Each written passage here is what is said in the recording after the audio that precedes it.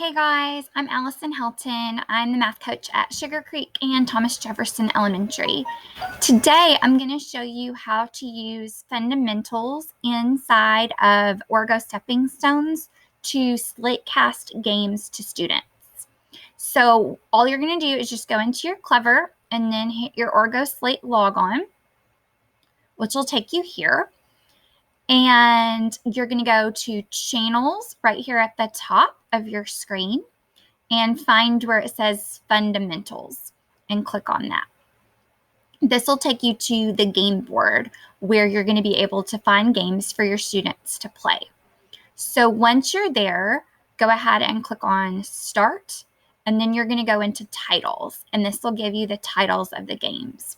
Once you're here, you can click on your grade and then find a game that goes with whatever skill you're working on that you want to reinforce with your kiddos.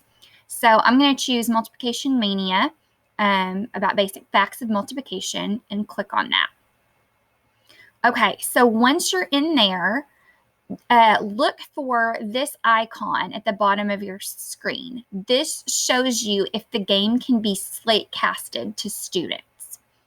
So if you want to slate cast it to students, you're just going to click on that icon and it'll give you a presenter code and a viewer code. The students are going to need the viewer code to enter and get into this game. Now, how they're going to log in is they're going to go through Clever, just like you logged in, and then go to their slate casting.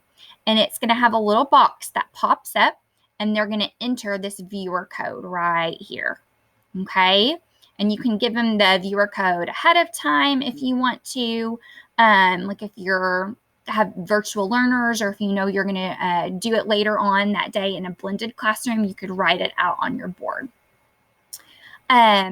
For slate casting, I've attached step-by-step directions to the bottom of this slide, teacher directions and student directions.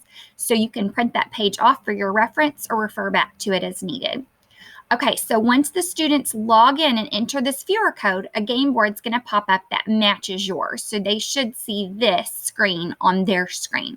However, they cannot start playing until you unpause the casting. When you log in, it's automatically paused. So they're not going to be able to play until you push that pause button and the play is turned on. That's really important. So students won't be able to play until you push that button.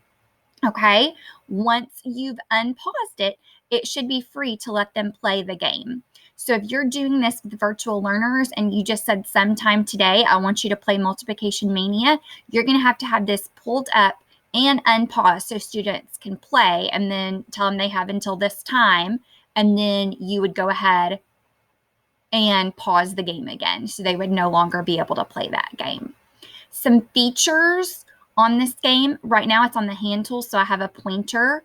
If you're going over this with students in a Google Meet, there's a pencil tool that you could write on.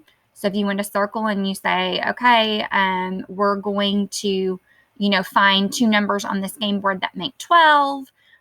What two numbers could you find that have a product of 12? You could circle that. If you mess up, there's an eraser tool. And this particular game also has a calculator tool as well.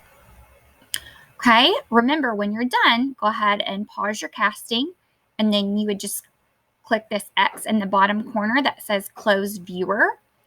And remember, channels, you're going to go to Fundamentals, and then go to Titles, and other grades have other games that you can go through and look at. Okay, hopefully this was helpful.